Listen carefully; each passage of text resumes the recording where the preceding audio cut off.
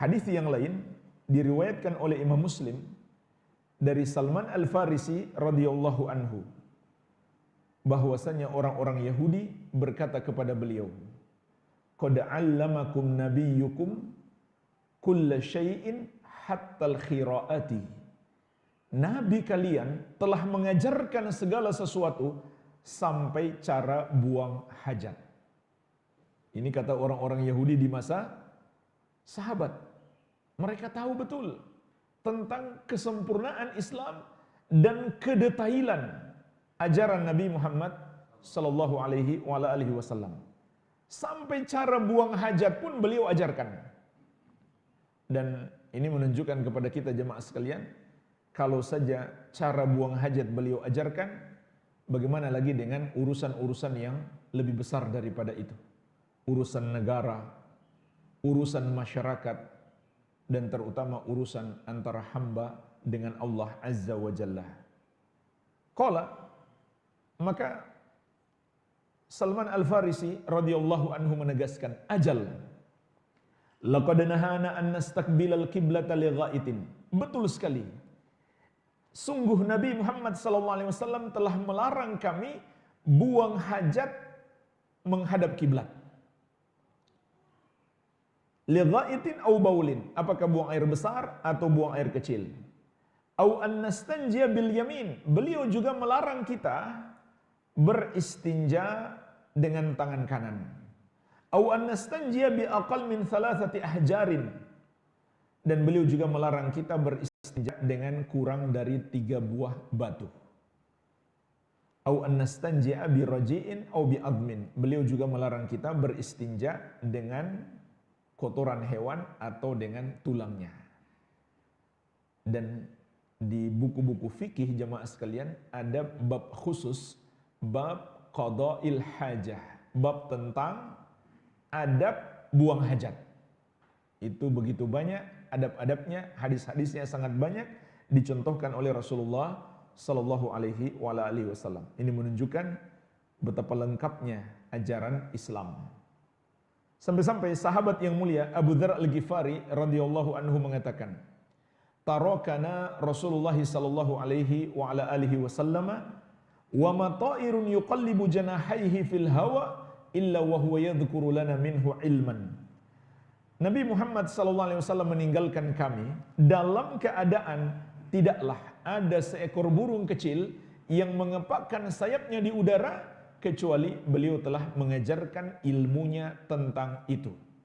Maksudnya ini sebuah ungkapan saking detailnya ajaran Rasulullah sallallahu alaihi wasallam.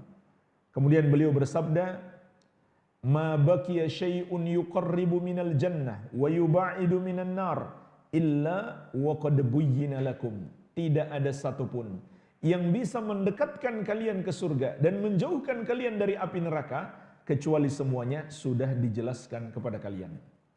Lengkap sudah yang kita butuhkan untuk kebahagiaan di dunia dan di akhirat, sehingga jamaah sekalian kita tidak membutuhkan selain Islam. Ini nikmat yang sangat besar yang Allah berikan kepada kita. Oleh karena itu di sini juga terkandung pelajaran yang sangat penting.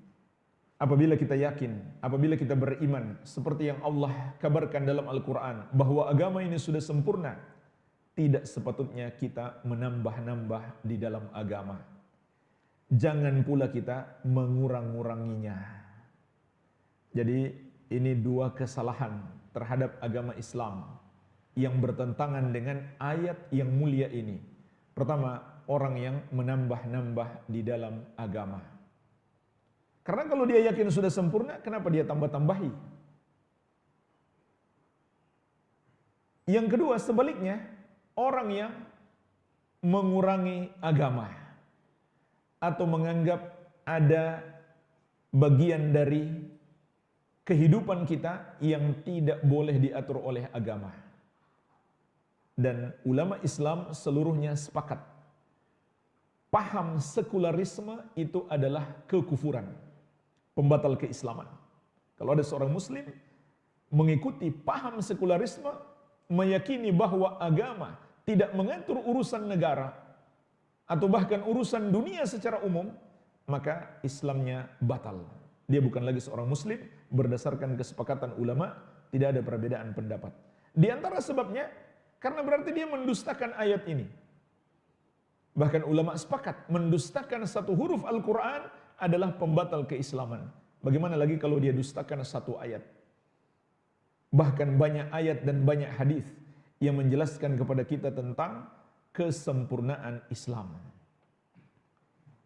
Dan orang-orang yang berkata seperti itu karena ketidaktahuan mereka. Atau sebenarnya sudah tahu, tapi sengaja mau menyesatkan manusia. Kemungkinan mereka tidak tahu tentang kesempurnaan Islam. Seandainya mereka belajar, maka mereka akan tahu betapa lengkapnya Islam mengatur kehidupan kita. Semuanya. Kalau kita buka buku-buku fikih, itu semua urusan dibahas.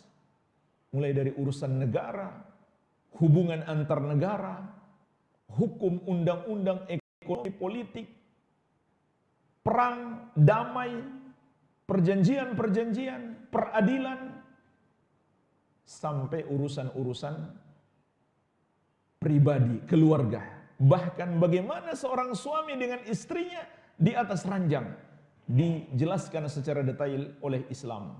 Sampai cara buang hajat, bagaimana adab-adab kita di WC.